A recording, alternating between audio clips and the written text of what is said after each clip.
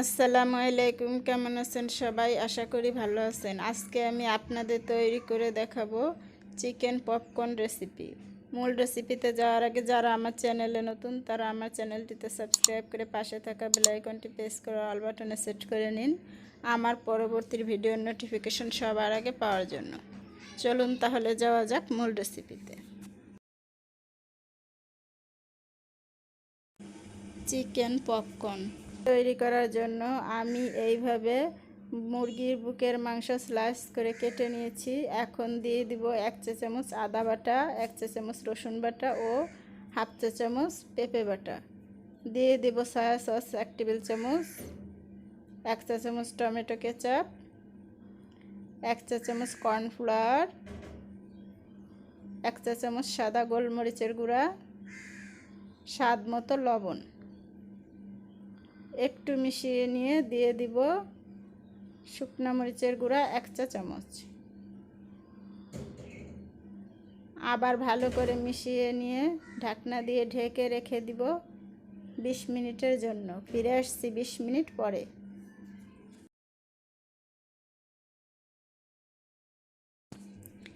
ফিরে আসলাম 20 মিনিট পরে।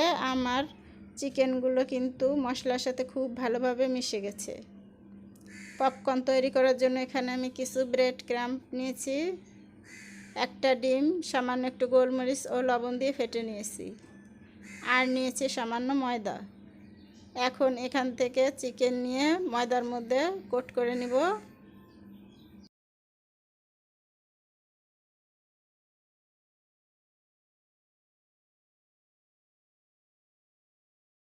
ময়দায় গড়িয়ে নেওয়া হয়ে গেছে। এখন দিয়ে দিব ডিমের মিশ্রণের ভিতরে।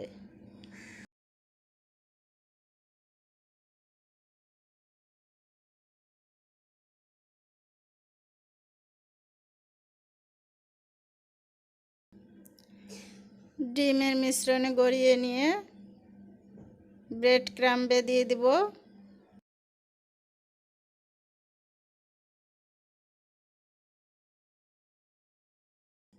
এখন খুব ভালোভাবে ব্রেড ক্রাম্ব দিয়ে কোট করে নিব।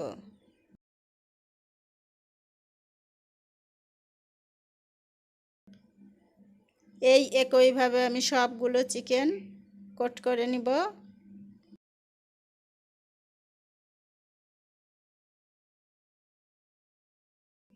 এখন আমি চিকেনের টুকরোগুলো তুলে নিব।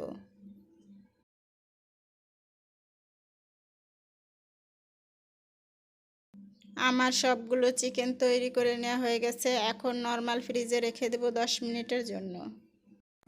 আপনারা যদি চিকেন পপকর্নগুলো সংরক্ষণ করতে চান তাহলে বক্সে ভরে রেখে দিবেন ডিপ ফ্রিজে।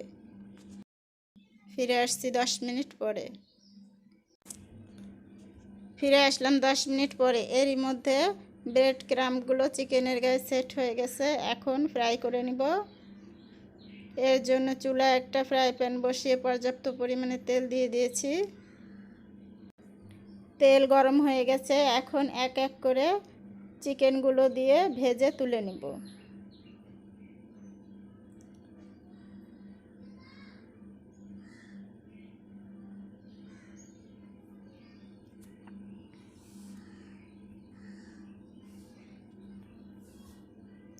চিকেনের এক সাইড হয়ে গেছে। এখন উল্টে দিব। ওই পাশটাও ভালোভাবে ভেজে নিব। চিকেনগুলো ভাজা হয়ে গেছে। এখন আমি তুলে নিব। এই একইভাবে আমি সবগুলো চিকেন ভেজে নিব। ফিরে আসছি পরিবেশনের পরে।